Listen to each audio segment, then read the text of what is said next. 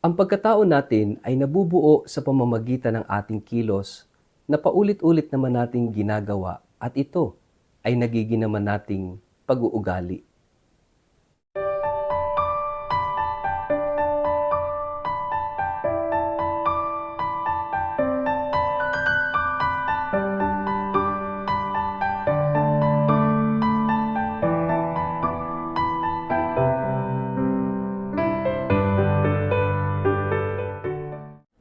Ang mabuting balita ng Panginoon ayon kay San Marcos. Nakalimutan ng mga alagad na magdala ng tinapay. Iisa lang ang kanilang tinapay sa bangka. Sinabi ni Jesus sa kanila, "Mag-ingat kayo sa pampaalsang kinakalat ng mga Pariseo at ni Herodes." Sabi nila sa isa't isa, "Wala kasi tayong dalang tinapay," kaya sinabi niya yon. Dahil alam ni Jesus ang kanilang pinag-uusapan, sinabi niya sa kanila, "Bakit ninyo pinag-uusapang kayo walang dalang tinapay? Hindi pa ba kayo nakakaintindi? Hindi pa ba ito abot ng inyong isip? Wala ba kayong mata? Bakit hindi kayo makakita? Wala ba kayong tainga? Bakit hindi kayo makarinig? Hindi ba ninyo naaalala ng paghati-hatiin ko ang 5 tinapay para sa 5,000 tao? Ilang kaing ang napuno ninyong lumabis na pagkain? 12 po," tugon nila. "At nang paghati-hatiin ko ang 7 tinapay para sa 4,000 tao, ilang kaing ang napuno ninyo?" Tanong niya. "7 po," muli nilang sagot. "At hindi pa rin ba ninyo nauunawaan ito?" Tanong niya. Ang mabuting balita ng Panginoon.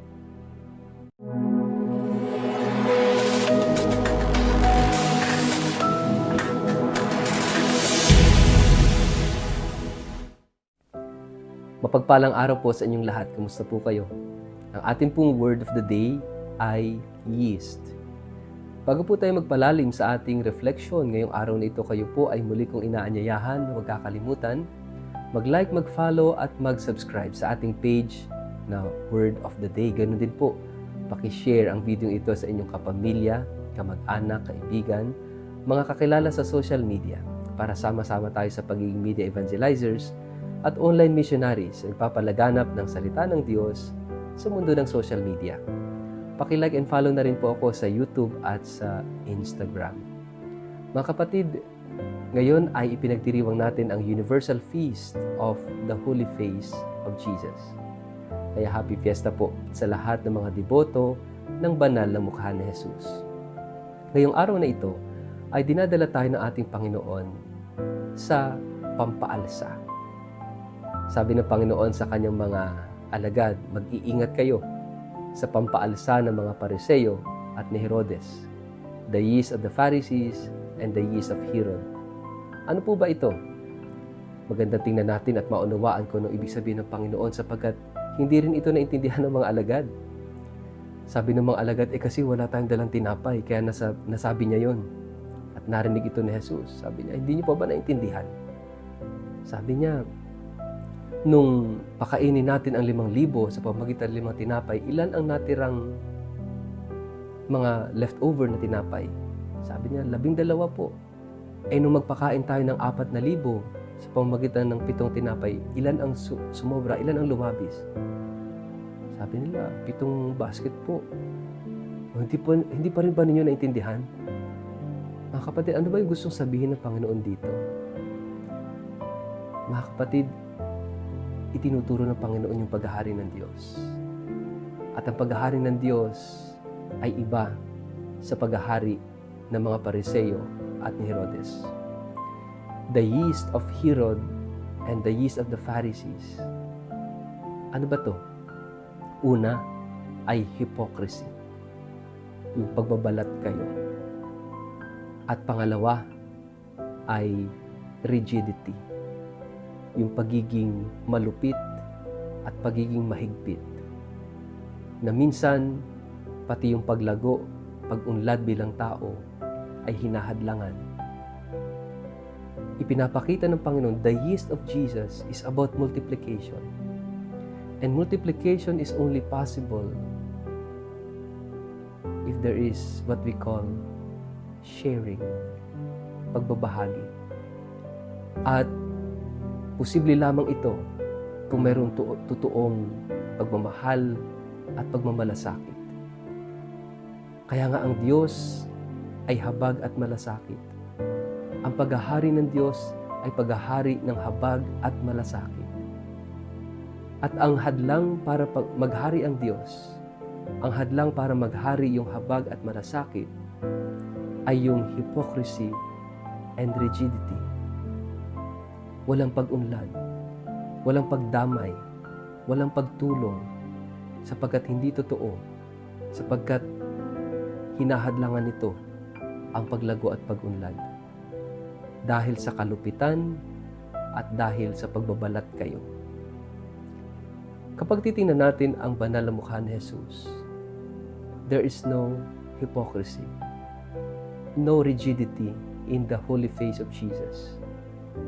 What you will see in the face of Jesus is love and mercy, compassion, forgiveness, authenticity, totoong-totoo ang pagmamahal.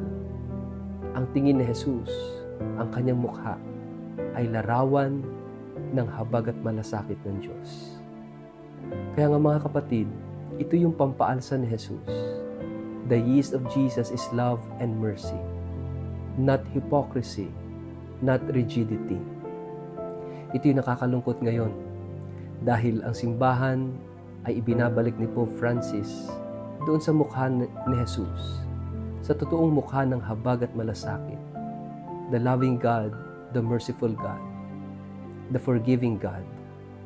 Pero may ilan na dala-dala itong pampaalsa ng mga Pariseo na magpahanggang ngayon ay kumakalat maging sa simbahan. The yeast of the Pharisees and of Herod, the yeast of hypocrisy and the yeast of rigidity. Hindi uunlad, hindi uusad, at hindi tayo lalago kapag dala-dala natin ito sa simbahan. Mga kapatid, let us focus on Jesus, on the holy face of Jesus. Yung mukha ni Jesus na puno ng habag at malasakit, na sana ito rin yung makintal sa atin, na hindi tayo maging mapanghusga, mapagkundina, kundi tulad ng mukha ni Jesus, ang bawat isa sana sa atin ay maging kamukha ni Jesus. Mukha ng pagmamahal at malasakit, mukha ng pagpapatawad at pagtanggap, hindi ng kalupitan at hindi ng pagbabalat kayo. Sa ngalan ng Ama at ng Anak at ng Espiritu Santo. Amen. Ama naming Diyos, salamat sa pagbibigay mo sa aming Panginoong Hesukristo, na ngayon ipinagdiriwang namin ang debosyon sa kanyang banal na mukha. Nawa sa pamamagitan ng binyag namin ay tunay na makintal ang kanyang larawan sa bawat isa sa amin. At kami naway magningning katulad ng kanyang pagniningning sa pamamagitan ng aming habag at malasakit sa aming kapwa. Amen. Pagpalain po kayo at ingatan ng makapangyarihang Diyos, Ama at Anak at Espiritu Santo. Amen.